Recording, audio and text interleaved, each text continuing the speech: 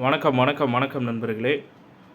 செந்தில் பாலாஜி பார்த்திங்கன்னா, யார் அந்த செந்தில் பாலாஜி அப்படின்னு பார்க்கும்பொழுது, செந்தில் பாலாஜி அதிமுக கட்சியில் அதிமுக ஆட்சி காலத்தில் போக்குவரத்து துறையில் இருந்தவர் தான் செந்தில் பாலாஜி. அவர் செய்த ஊழல் வேலை வாங்கி தருவதாக அரசு போக்குவரத்து துறையில் வேலை வாங்கி தருவதாக பண மோசடியில் ஈடுபட்டதுனால அவரை பார்த்திங்கன்னா தற்சமயம் புழல் சிறையில் கைது செஞ்சு வச்சுருக்கிறாங்க. இருந்தாலும் செந்தில் பாலாஜி அவர்கள் ஜாலியாக சம்பாதித்து விட்டு ஜாலியாக புழல் சிறையில் சாப்பிட்டு கொண்டு தூங்கி கொண்டு இருக்கிறார் அப்படின்ற ஒரு சமூக வலைதளங்களில் டாக்ஸ் போயிட்டுருக்கிற மத்தியில் இப்போ பார்த்திங்கன்னா அவருக்கு மீண்டும் பார்த்திங்கன்னா சோதனை மேல் சோதனைன்ற மாதிரி இப்போ மறுபடியும் அமலாக்கத்துறையினர் ஒரு ஃபோட்டோவை காட்டி பார்த்திங்கன்னா அவருடைய சொந்த இடங்களில் பார்த்திங்கன்னா ரைடு நடத்திட்டுருக்காங்க. இந்த புகைப்படத்தில் இருக்கிறவர் தெரியுமா, இவரை பற்றி என்ன யாராவது பார்த்துருக்கீங்களா அப்படின்ற மாதிரி ஏதோ ஒரு விசாரணை போயிட்டுருக்கிற மாதிரி பார்த்திங்கன்னா சமூக வலைதளங்களில் சொல்லிகிட்ருக்குறாங்க.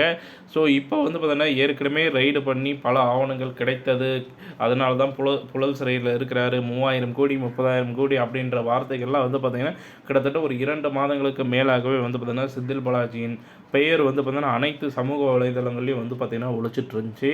இவ்வளோ பெரிய ஊழலாக, தமிழ்நாட்டிலேயே மிகப்பெரிய ஊழல்வாதி, நம்பர் 1 ஊழல்வாதி அப்படின்னு சொல்லி பல அரசியல் பிரமுகர்கள் கட்சி தலைவர்கள் பார்த்திங்கன்னா குற்றம் சாட்டிகிட்டு இருந்தாங்க. திமுக ஆட்சி கவிழ போகிறது, திமுக இனி இல்லை, நாட்டில் இனி ஆட்சிக்கே வரப்போவதில்லை திமுக தற்சமயம் நடந்து கொண்டிருக்கும் திமுக ஆட்சி உடனடியாக மாற்றம் போகிறது அப்படின்ற மாதிரி பல விஷயங்கள் பார்த்திங்கன்னா சர்ச்சைகள் போயிட்டு இருந்துச்சு. அதெல்லாம் முடிஞ்சு செந்தில் பாலாஜி அவர்கள் சிறையில் இருக்கிறாரு, சிறை தண்டனை அனுபவிச்சுட்டு இருக்கிறாரு. அப்படின்லாம் போயிட்டு இருக்கும்போது மறுபடியும் எதற்காக பார்த்திங்கன்னா மக்கள் மத்தியில் இந்த விசாரணை மீண்டும் கொண்டு வந்திருக்கிறாங்க, அவர் தான் சிறையில் இருக்கிறாரே அப்படின்ற கேள்விக்கு இன்னும் பதில் கிடைக்காம இருக்குது.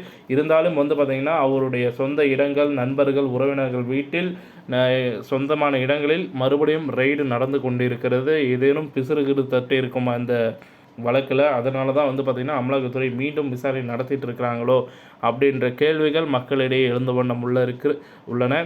ஸோ என்ன நடக்குதுன்றதை பொறுத்திருந்து பார்ப்போம். செந்தில் பாலாஜியின் பெயர் மீண்டும் இந்த மாதம் முழுக்க பார்த்திங்கன்னா அனைத்து சமூக வலைதளங்களும் ஒழிக்கப் போகுதா, இல்லை அது அமைதியாக இருக்க போகிறதா அப்படின்றத பொறுத்திருந்து பார்ப்போம். இந்த தகவல் பிடிச்சிருந்தால் லைக் பண்ணுங்கள், ஷேர் பண்ணுங்கள், மறக்காமல் நம்ம சேனலை சப்ஸ்கிரைப் பண்ணி பெல் ஐக்கானை கிளிக் பண்ணி வச்சுக்கோங்க. நன்றி, வணக்கம்.